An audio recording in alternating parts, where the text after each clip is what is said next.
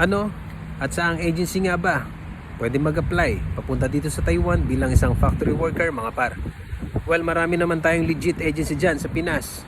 Tulad ng number 1, Japan Maruko, Jedigal, MIP, Grand Placement, mga par. Meron din ako isang kaibigan na Grand Placement yung agency niya. Pero syempre ako, mararecommend ko sa inyo, yung number 1 sa puso ko, ang Japan Maruko, mga par. Syempre, yan yung tumulong sa atin kung bakit nandito na tayo ngayon sa Taiwan. Kasi nag-apply na rin naman ako sa ibang agency.